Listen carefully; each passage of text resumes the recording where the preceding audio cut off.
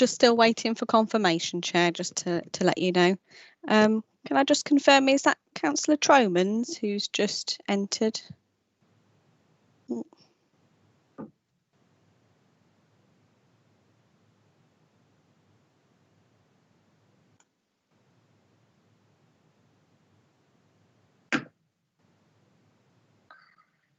He's got a red dot. I presume that's a good sign.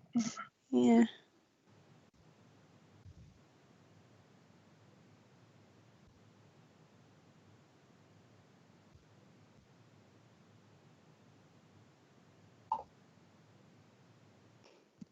Okay, Chair, I've just had confirmation that we're now live. Okay. I think Councillor Tromans is about to join us. Hello. Right. Just announcements. Item 1. The meeting is being live streamed and recorded for future publication on the Council's website. Can I please ask you that you turn your mobile phones off or to silent for the duration of the meeting? Item 2, apologies, none received. I don't think we need any. Thank you very much. Item 3, minutes. To approve the minutes of the meeting held on the 1st of July. Has anyone any problems with the minutes? If no hands go up, I'll assume I can sign them as a true and correct record. Okay, I'll do that then. Declarations of interest. Members to declare any interest not included in the schedule attached to the notice of the meeting. Has anyone any additional items of interest? No? Okay, we can move on then to speakers. We've no speakers today, so we move lightly over that to item 6, which is the local plan update. There's a report to be presented by Adam James. Adam? Thank you, Chair. Hopefully everybody can hear me okay. Presented by Adam James. Adam, check it out.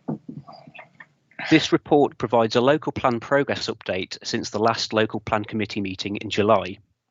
As per the recommendation approved at the last meeting, officers have updated the local development scheme, which sets the work programme and timetable for the borough plan review and other development plan documents. Cabinet approved the updated local development scheme on the 9th of September, and it will now be considered for adoption at the reconvened full council meeting on the 5th of October. Appendix A of the report summarises the milestones and timescales proposed in the updated local development scheme. The milestones and timescales reflect the formal stages for plan review and plan production set out in legislation and government guidance. It can be seen that a borough plan review issues and options consultation is scheduled for May 2021. This is to give sufficient time to update the housing needs assessment work and other vital evidence to inform the preparation of the issues and options consultation document. We will be covering the policies and evidence analysis under item 7 of the agenda. A publication consultation is then scheduled for January 2022, submission to the Secretary of State in July 2022, and adoption anticipated in February 2023 following independent examination by a government planning inspector. In terms of the other development plan documents, the Town Centre's Area Action Plan would be consulted on imminently as it is subject to approval of the local development scheme. The Gypsy and Traveller site allocations document is proposed to be consulted on next year as the needs assessment requires updating as part of the evidence. That tender brief will be progressed once the other authorities have confirmed whether they wish to be part of the study. As referenced at the last meeting, the Council is also progressing its community infrastructure levy charging schedule. The levy would generate additional income from new developments to go towards infrastructure provision, and again, consultation on that is due to take place imminently, as again it is subject to approval of the local development scheme.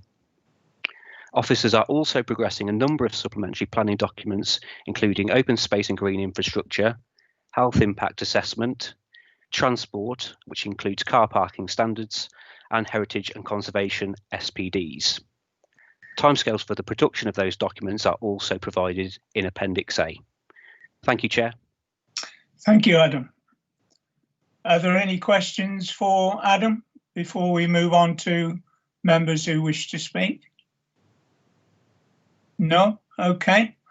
There are recommendations here, and they are that the committee note the contents of the report and that the committee endorses the work programme associated with the proposed local development scheme.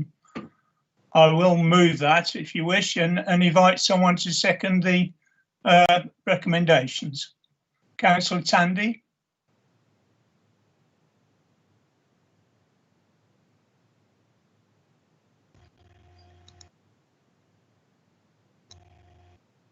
Seconded.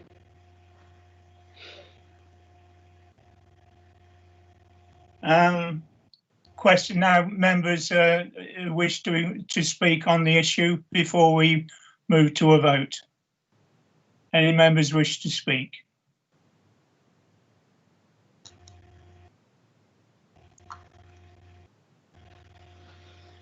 Thank you very much. We can move to the vote, I think.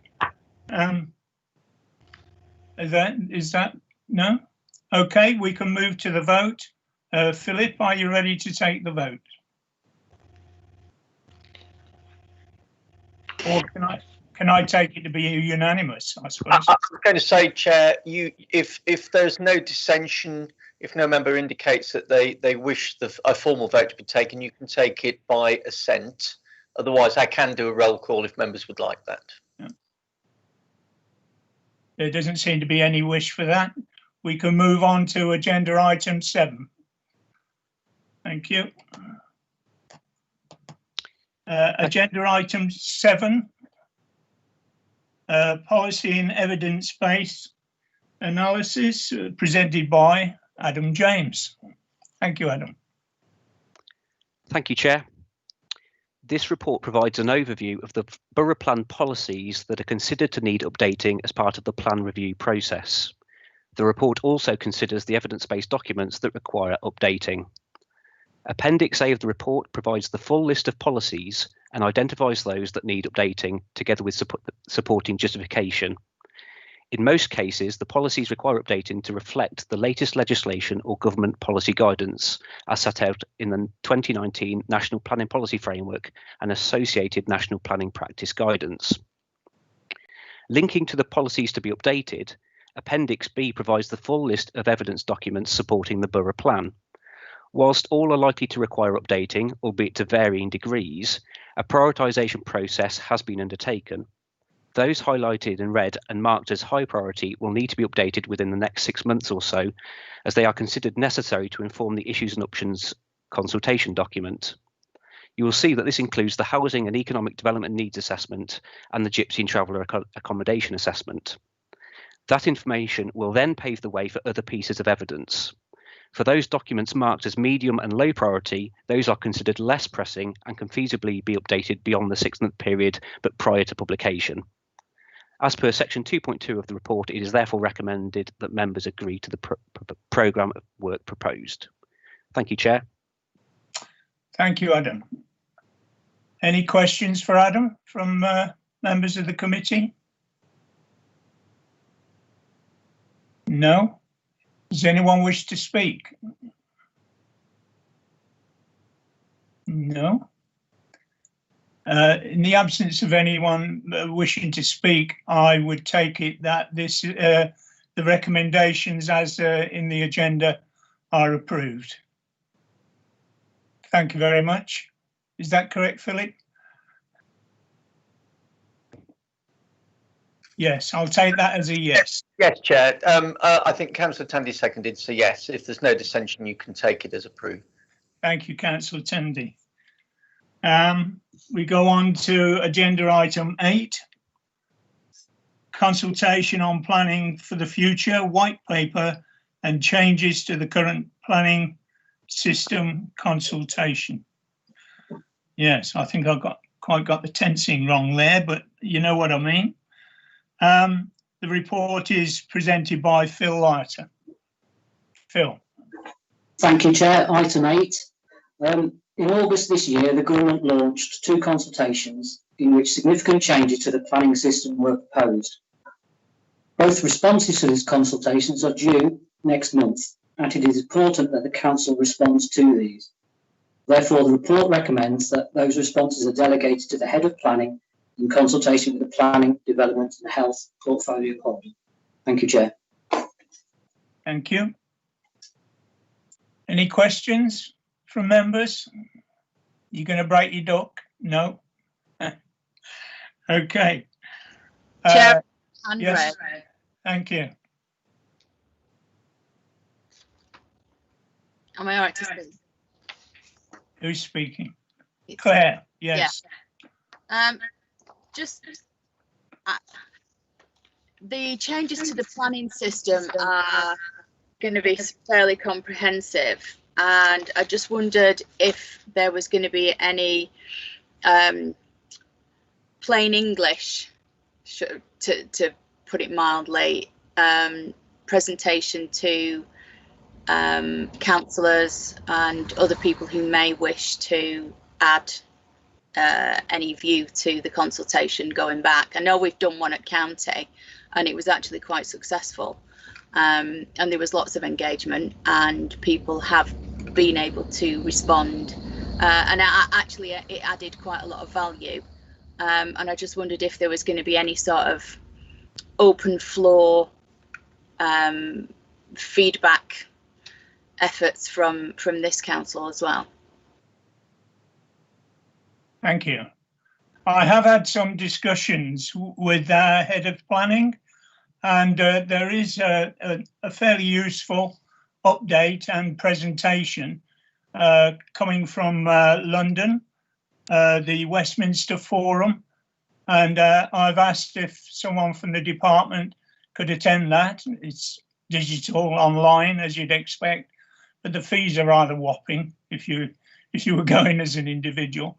So upon someone attending, and that is on the 6th of October, following that, and before we send in the response to the consultation, we are looking to arrange an opportunity for members to take a presentation from the planning department, and if possible, the live recording from that day. It's about 6 hours.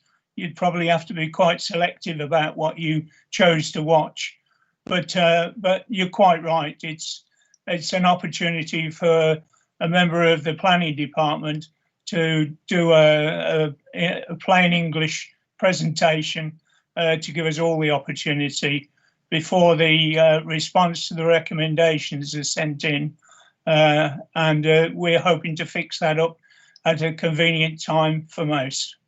So yes, the answer is yes, we will try to fit something in between now and the closing date for the consultation. Thank you, Chair. Thank you. Well, if there are no other speakers, can I suggest that we approve the recommendations that the responses to planning in the future white paper and changes to the current system consultation be delegated to the Head of Planning in consultation with the Planning, Development and Health Portfolio Holder. Is that seconded? June's waving her hand, so I take that Councillor Tandy has seconded that.